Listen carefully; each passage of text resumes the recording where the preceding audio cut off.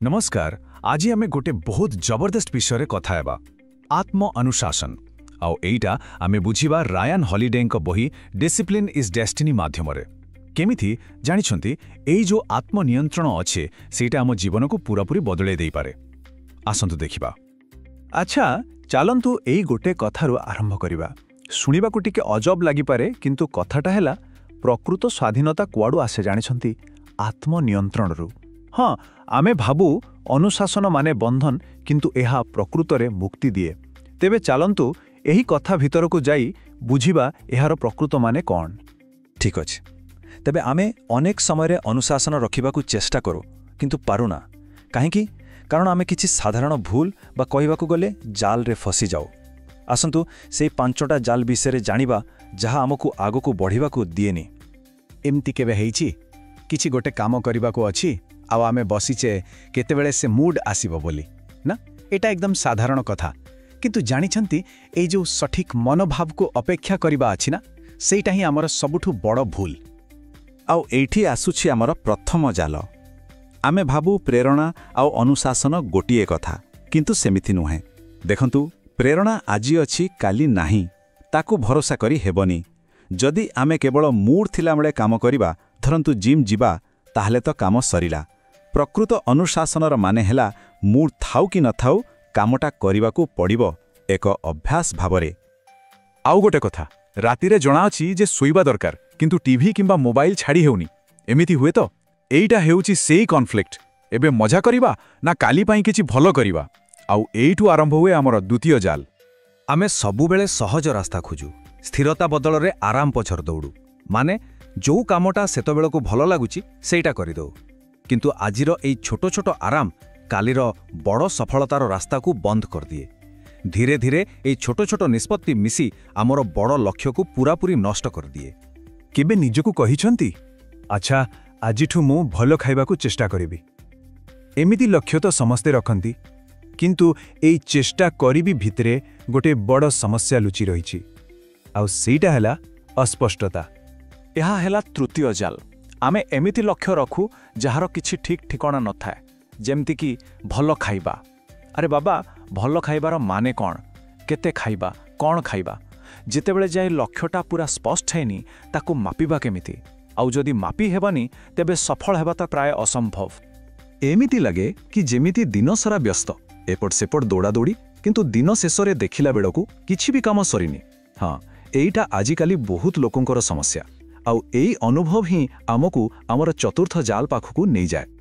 आमे कौन करू एका संगरे 10टा काम हाथ को नहीं जाऊ आमको लागे जे आमे बहुत काम करूछु किंतु प्रकृत रे कौन हुए आमर ध्यान आउ शक्ति सबु आड़े बांटी ही जाए फलरे कौनसी गोटिए भी काम ठीक भावरे हुएनी आउ किछि भी बड़ रिजल्ट मिलेनी।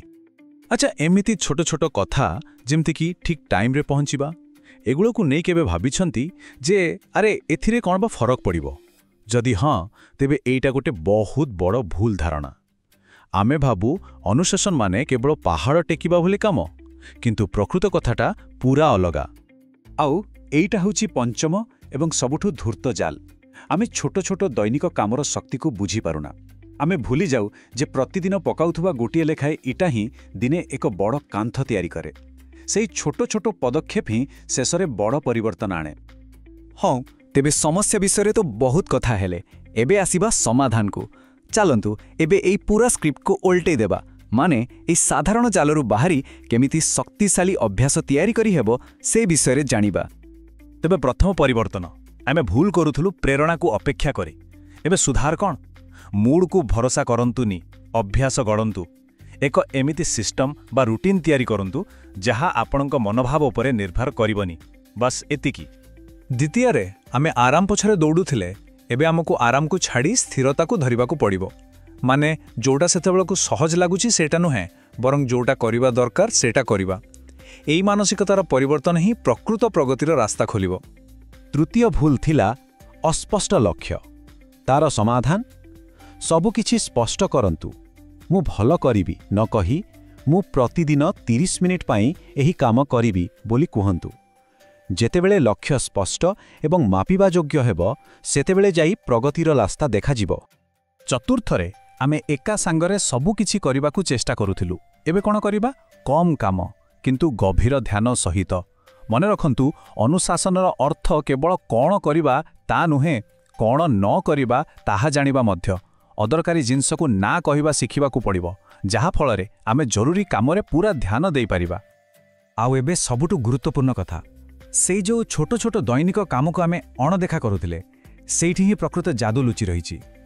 ଏହାକୁ କମ୍ପାଉଣ୍ଡ ଇଫେକ୍ଟ କୁହାଯାଏ। ଯେମିତି ଚକ୍ରବୃଦ୍ଧି ସୁଧ ବଢ଼େ, ସେମିତି ଆମର ଛୋଟ ଛୋଟ ଭଲ ଅଭ୍ୟାସ ସମୟ ସହିତ ମିଶି ଏକ ବିରାଟ ଜୀବନ ବଦଳାଇ ଦେବା ଭଳି ଫଳାଫଳ ଦିଏ। ଏଇଟା ହିଁ ଛୋଟ କାମର ଅଶ୍ଳୀ ଶକ୍ତି। ଠିକ୍ ଅଛି, ଥିଓରି ତ ବହୁତ ହେଲା। ଏବେ ଆସିବା ପ୍ରାକ୍ଟିକାଲ କଥାକୁ। ଏସବୁ ଜାଣିବା ପରେ ଏହାକୁ ନିଜ ଜୀବନରେ ଲାଗୁ କରିବା କେମିତି? ଏଥିପାଇଁ ଏକ କାର୍ଯ୍ୟକ୍ରମ ବ୍ଲୁପ୍ରିଣ୍ଟ ଦରକାର। ଚାଲନ୍ତୁ ଦେଖିବା ସେଇ 5 ପର୍ଯ୍ୟାୟର ଯୋଜନା।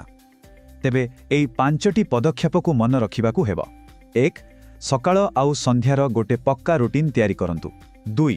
ଏକା ସାଙ୍ଗରେ ସବୁକିଛି ବଦଳାଇବାକୁ ଚେଷ୍ଟା କରନ୍ତୁନି, ଥରକେ ଗୋଟିଏ ଅଭ୍ୟାସ ଉପରେ ଫୋକସ୍ କରନ୍ତୁ। 3.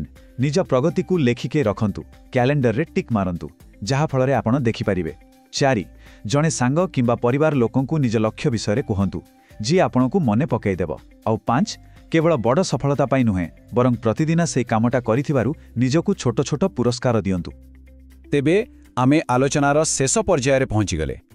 ଏତେ ସବୁ କଥା ପରେ ଆତ୍ମନିୟନ୍ତ୍ରଣରୁ ପ୍ରକୃତରେ ମିଳେ କ'ଣ? ତାର ଅସଲ ପୁରସ୍କାର କ'ଣ? ଚାଲନ୍ତୁ ଦେଖିବା। ଶେଷରେ ଏତିକି ମନେ ରଖିବାକୁ ହେବ, ଅନୁଶାସନ କୌଣସି ଦଣ୍ଡ ନୁହେଁ। ଏହା ହେଉଛି ସେହି ରାସ୍ତା ଯାହା ଆମକୁ ପ୍ରକୃତ ସ୍ୱାଧୀନତା ଆଡ଼କୁ ନେଇଯାଏ। ଏହା ଆମକୁ ଦକ୍ଷ କରାଏ, ଆଉ ଶେଷରେ ଏହା ହିଁ ଆମ ଭାଗ୍ୟକୁ ଗଢ଼ିଥାଏ। ଏହା ଗୋଟେ ଚାବିକାଠି ଯାହା ଏକ ଅର୍ଥପୂର୍ଣ୍ଣ ଆଉ ସଫଳ ଜୀବନର ତାଲା ଖୋଲିଥାଏ। ତେବେ ଯିବା ଆଗରୁ ଗୋଟିଏ ପ୍ରଶ୍ନ ଛାଡ଼ିଯାଉଛି। ଟିକେ ଭାବିବେ, ଏମିତି କେଉଁ ମାତ୍ର ଗୋଟିଏ ଛୋଟ ଅନୁଶାସନ ଅଛି ଯାହାକୁ ଯଦି ଆଜିଠାରୁ ଆରମ୍ଭ କରାଯାଏ, ତେବେ ତାହା ଆଗାମୀ ଭବିଷ୍ୟତର ପୁରା ଚିତ୍ରକୁ ବଦଳାଇ ଦେଇପାରେ?